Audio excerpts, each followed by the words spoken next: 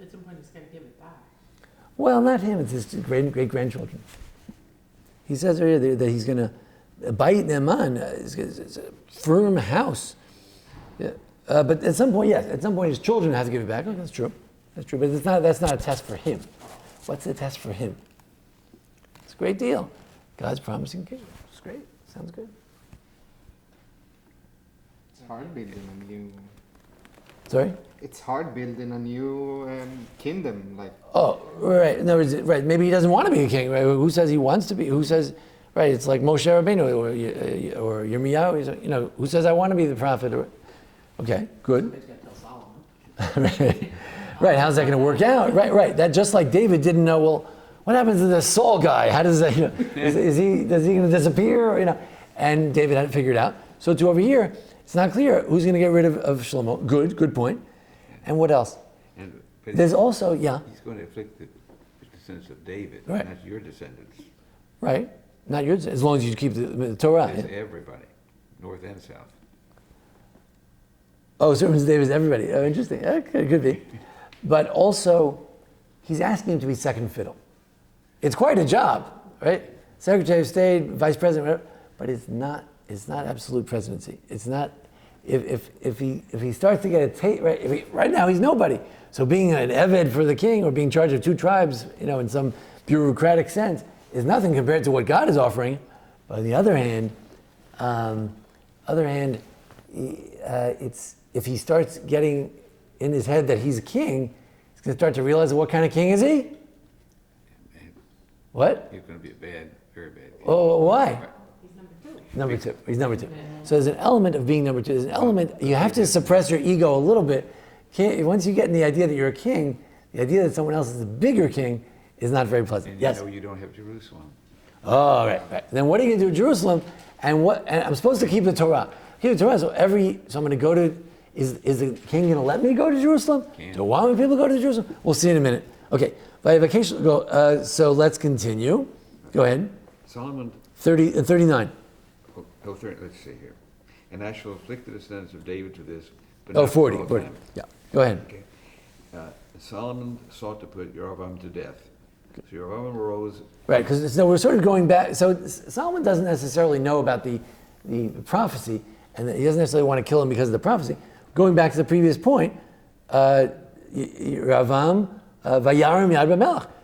Yeravam rebelled. Yeah. So Shlomo's trying to kill him. So notice, the prophet said that Yeravam is going to take over after Solomon is dead. But during Solomon's life, he's trying to get rid of Yeravam. So there's an interesting sort of dynamic that he's given the prophecy to be king, but not during Solomon's life, just during his son's life. But he has to live during Solomon's life too. And during that time, he's trying to kill him. So he goes to Mitzrayim, he goes to Egypt. And to Shishak, king of Egypt, and he stayed in Egypt until Solomon's death. By the way, it's not good. If you're a king, you're not supposed to have much to do with Egypt. But he starts his whole kingship in Egypt. So his greatest alliance is Egypt. The people he owes something to is Egypt.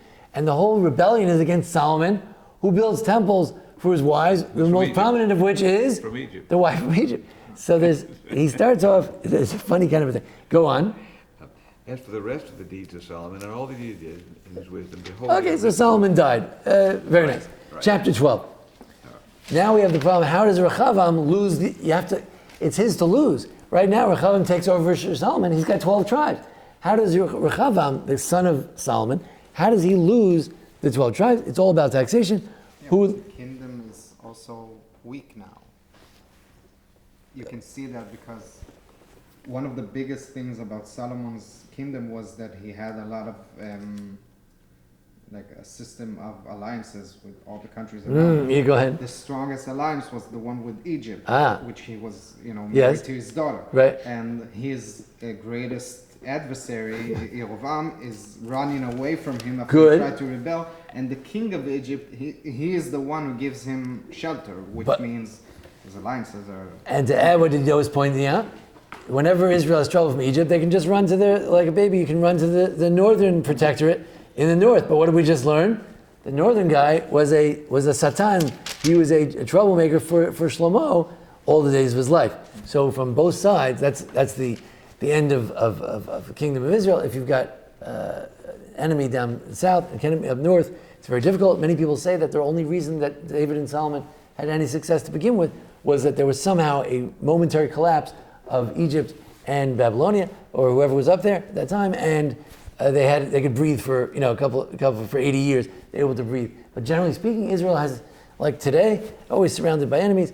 And Ido makes a great point. Egypt was an enemy at that time or an ally? Well, he's saying as long as Solomon's married to the daughter, he's an ally. But first, I thought Ido was going to go in this direction. The whole foreign policy of Solomon was not fighting wars or anything. You just marry everybody. You're a neighbor, marry your daughter. You're a neighbor, marry your daughter. He marries everybody's daughter. He can sleep at night. He doesn't have to worry about anybody attacking. But the minute he's dead, that foreign policy doesn't work very well. It's not a real alliance. It's a family. It's mishpacha. But so that's another problem. But Ido points out that something's foul here. God is allowing the Mitzrayim to take the side of the rebel. So something's not right. David goes to the Philistines and hides for a while too. Right. Well, no, there he had to pretend he was the enemy, though. That's right. It was the enemy. Yeah. They were fighting in the middle of the battle. Now, let's see. Michelle, would you read that for us? The next chapter 12, which is not our focus, but let's learn how Rehoboam loses the 10 tribes. Okay. Rehoboam went to Shechem, Yeah, we're in chapter 12. for all of Israel had come to Shechem to make him king. Right. So it's an interesting attempt. Rehoboam thinks that you go to the north. He realizes maybe that there's a little bit of a challenge to keep the north on his side. So and maybe because he knows about this Yeravam fellow. So he says, I'll go to the north to a very typically northern city, the city where Joseph is buried, and I'll do things there. Now, if you're a biblical scholar, you know that, as they were, Shechem is a bad place. That's where Joseph, that's where they killed, the brothers killed the Shechem, and Dinah was raped, what? Sorry? Achimelech had also right. They had a massacre there. So it's a terrible place. Go on to this day. Continue. Should have gone to Hebron. Right, but that's not his challenge, right? His real challenge, right? That was Absalom last week. He wanted to mimic David, but now he realizes he knows it. We're going to say in a minute that 10 tribes are going to leave him. Very obviously, he knew that to begin with, so he decided to have the national convention in Republican territory up in the north. So continue. When Jeroboam, son of Nebat, heard this while he was still in Egypt, where he had fled from King Solomon, and Jeroboam had settled in Egypt, for the people sent for him and summoned him. Jeroboam came along with all of the congregation of Israel, and they spoke to Rehoboam. Yeah. Thank you. Saying, okay, so the Yeravam is now one of the spokespeople for the north and their demands. So they make the following demand. Go ahead. your father made our yoke of taxation difficult. Now, you alleviate your father's difficult workload and his heavy yoke that he placed upon us, and we will serve you. All right, so they're making him a nice offer. Just don't be such a king. That's what Shmuel told the people, that the king is going to tax you like crazy. He's going to steal your children to do all kinds of crazy work for him. And they're asking, we need a break. Go on. He said to them, go away for 3 more days and then come back to me. So very dramatic. Go ahead. King Rehoboam took counsel with the elders who had stood before his father Solomon while he was alive. That sounds like a good idea. Solomon is the wisest of all men. He's a wise man, so his advisors can't be any dummies. So he gets advice from the old guys. Zakanim also means wise people. Go ahead. How do you advise? What word to respond to this people? They spoke to him, saying, if today you become a servant to this people and serve them and respond favorably to them and speak kind words to them, they will be your servants all the We day. see here that even they understood that there's no dictatorship. I don't know if there ever is a dictatorship, but certainly the Jewish concept is not dictatorship. The people have to say, long live the king. And if they don't do that, you're in big trouble. You have to have the people on your side. So he told them, public servant, the idea of public service spelled out right here. If you will be a servant to the people, then you'll be a good king. So he's telling him that public service is all about service, not dictatorship. Go ahead. But he ignored the advice of the elders who had counseled him, and he took counsel with the youth who had grown up Right. with So in him. Hebrew, it's really demeaning. The Yeladim. I mean, it's little right. I'm sure they weren't 12, but it calls them little children. They were probably 20. Right. Right, the millennials. Children that grew up with Ah, him, good. his Buddies, age, right. 20s. The people he drinks beer with, yeah. Right. Go ahead. He took counsel with the youths who had grown up with him, who ministered before him. He said to them, "What do you advise? What word shall we respond to this people who have spoken to me, saying, 'Alleviate the yoke that your father placed upon By the way, us'?" in the other rebellion, we also had these two pieces of advice. You have the king. He has to, that's basically what a king is. What is Trump? What is George W. Bush? What are they? People who theoretically, you get these advisors to tell you this, those advisors tell you that, and where you get to be the decider is deciding which advice. So Avshalom made a couple of bad moves getting his advice. And here's also, he's got advice and advice. So what does he do? Go on. The young men who had grown up with him spoke to him, saying, "This is what you should say to this people who have spoken to you, saying, 'Your father made our yoke heavy, you alleviate it for us.' This is what you should say to them. 'My little finger is thicker than my father's loins.'" Oh, that'll go over well. "So now my father saddled you with a heavy yoke. I shall add to your yoke. My father chastised you with sticks. I shall chastise you with scorpions." So there's a certain attitude I think continues to prevail in the Middle East. You know, there's a sense, you ask certain people, what should we do about the Arabs? What do they say? You tell them what to do and you tell them where to go and everything will fall in line. There's an attitude like that's the way. What? מסך הברזל של ז'בוטינסקי. Jabotinsky, and then you had Rabbi, and also had the iron fist. The policy, right. Well, you're right. So there's always an idea in the Middle East that if you have a strong man, that'll get him. So go ahead. Jeroboam and all the people came to Rehoboam on the third day, as the king had spoken, saying, "Return to me on the third day." The king responded harshly to the people. He ignored the advice of the elders who had counseled him. He spoke to them according to the counsel of the youth, saying, "My father made your yoke heavy, and I shall add to your yoke. My father chastised you with sticks, I shall chastise you with scorpions." The king did not listen to the people, for it was a design from Hashem in order to fulfill his word that Hashem had spoken through the hand of Ahijah the Shilonite. Right. So you have two levels going on here. On the one hand, Rehoboam is a young king, and he's got his buddies, and they gave him advice, and he's inclined to listen to them. He thinks he's smarter than his father. Who's the wisest of all men. And he's smarter than his advisors, and he's inexperienced, and he figures he'll be a tough guy, and all that. That's at the human level, but at the divine level, God has it all worked out, and he already told Achia that he's taking over. So there's no chance at all. So there's a question here of free will, etc. Let's continue. The king did not listen to the people, for it was a design from Hashem in order to fulfill his word that Hashem had spoken through the hand of Ahijah the Shilonite to Jeroboam son of Nebat. Next. All of Israel saw that the king did not listen to them, and the people gave their response to the king, saying, "What share have we in the house of David? We have no heritage in the son of Jesse. Back to your homes, O Israel. Now see to your own house, O kingdom of David." And the men of Israel left for home. As for the children of Israel who lived in the cities of Judah, Rehoboam ruled over them. And then one of the funniest verses in Tanakh, verse 18. King Rehoboam dispatched Adoram, who was in charge of the tax, and all of Israel pelted him with stones, and he died. King Rehoboam then hastened to mount his chariot to flee to Jerusalem. Thus Israel rebelled against the house of David to this day. Right. I mean, you picture, he says, "Well, I'll show them. I'll send the tax collector," and they're like, "Tax collector?" They throw tomatoes at him, and he died, and the king himself barely came out clean. But on the other hand, it's bloodless. One fellow did die. Olav Shalom. Sorry about that. But it's pretty bloodless. Basically, we have entire. How many people died in the American Civil War? 600,000 people, I think.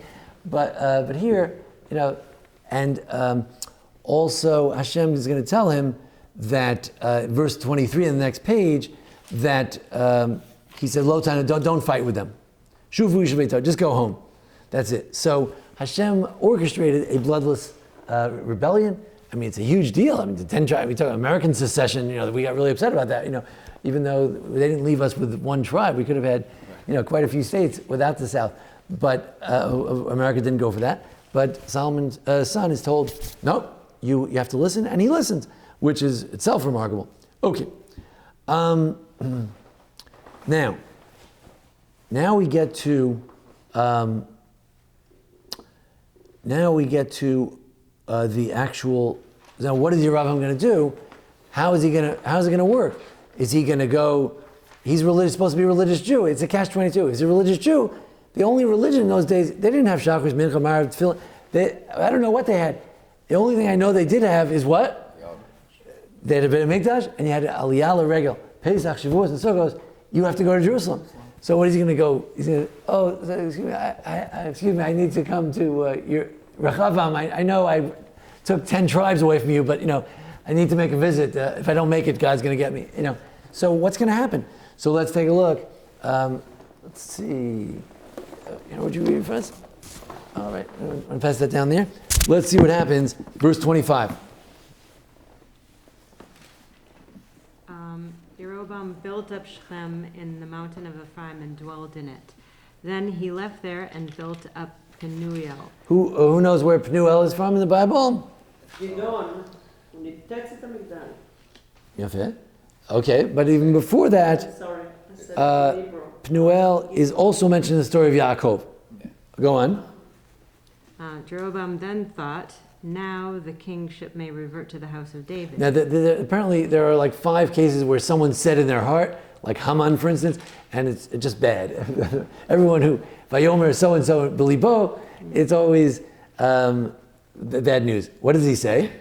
If this people will go up to bring offerings in the temple of Hashem in Jerusalem, the heart of this people will revert to their Lord, to Rehoboam, king of Judah, and they will kill me and return to Rehoboam, king of Judah. Right, so notice there's the element of they're going to kill me, so it's sort of like a personal thing.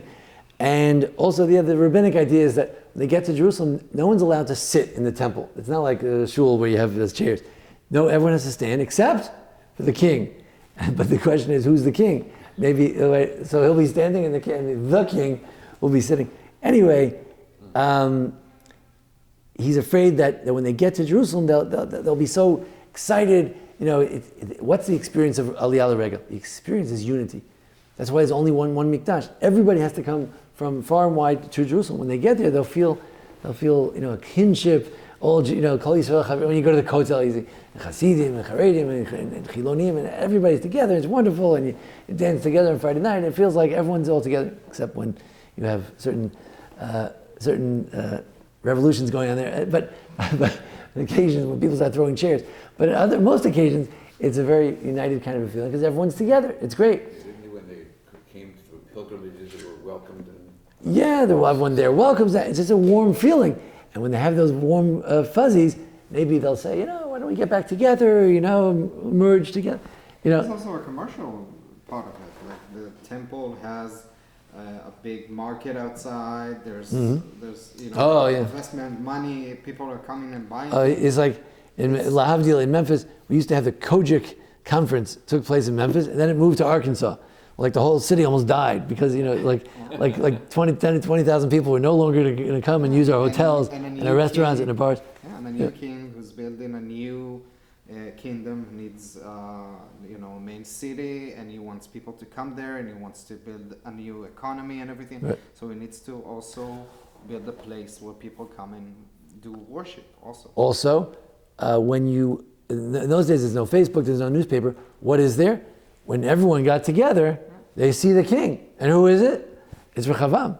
It's the other guy because Rechavam is not king there. He's a guest. Maybe you'll give him a chair next to him. So the image. Also a political idea here because Achia Shiloni from Shiloh, the first temple before the temple of. Right. So maybe he's doing all of this to bring the temple back. Well, the only problem is, but we know Achia from Shiloh, he's on our side. He's on the Jerusalem side. He wants them to follow the laws. But what you're saying, yes, there's a theme here for sure of that. Here's a big question. Is Yeravam this complete idolatrous, rebellious, sort of like a, if you want to pejoratively, like a goy, meaning like he's acting like a Gentile, he's acting like pagan, or is he using Jewish imagery? So he builds Penuel, Shechem. These are cities we do know from the past, and we'll see some more things. Let's continue. The king took counsel, and he made 2 golden calves, and he said to the people. So more counsel, right? We already have enough tsaros. We know when he uses counsel, it's going to go in the wrong direction. What does he do? So he made the 2 golden calves. 2 golden calves, right? Now this is the most audacious. We had the audacious rebellion of a son against a father. Now the audacious rebellion of someone to go back to the golden calves. 'Cause So it worked so well the first time. it works so well the first time. So he said, but didn't you know what happened last time? It was sinful. So now some people try to explain that, well, it certainly looks bad. He's trying to make a golden calf again. We know that was one of the worst sins the Jews did. But we also have to remember that when the Jews made the golden calf, they weren't completely crazy. When we look at the prophecy of Ezekiel, we know that that in the chariot of God there are shvarim, there are cows, and there are the images of cows and feet of cows. And we know that some want to suggest that even the cherubs, the keruvim that we have on top of the ark, some say is also, the rabbis say it looks like a child. There is some suggestion that the cherubs, which are also the resting place of God's presence in Jerusalem over on the ark, the word keruv somehow is also related to a shore. So the idea that God would rest on a calf is not, for the mystics in Judaism, is not a completely insane idea. I'm not advocating it. I don't want to be stoned over here. I'm not an idolater. But we have to remember that there was a reason the Jews thought of it to begin with, and there's a reason he's bringing it back. It has something to do with the mystical image of God and in his throne, and there's some kind of calves up there. Let's continue. And he said to the people, it is too far for you to go to Jerusalem. It could be far. It could just mean like Rav Lachem, like, you don't need that anymore. Who needs it anymore? You did that enough already. Go on. These are your gods, O Israel, who brought you up from the land of Egypt. Gods. It says gods. There's a yud. Gods. This is your God. He says God. Yeah, the yud. It could be a plural, but it doesn't necessarily. It could be. Elokim is a plural word. For whatever reason, the word Elokim is in plural. Even though we believe there's only one God. The Christians love it. They say, God's in plural. But we all know Hashem Elokeinu, Hashem Echad. There's one God. We refer to Reshit bara Elokim. God created in the singular form. He created every time the word Elokim always comes with a singular form of the verb. But in any event, so it might translate, this is your God, Israel. These are exactly the same words with minus one word. These are the exact same words the Jews used when they had the golden calf. Minus, it says hine instead of Elah. But it's more or less the same words the Jews use in the desert. Let's continue. He placed the one in Bethel and the other one in Dan. Right. Now, again, biblical images, right? If you want to pick a biblical city, Beit El,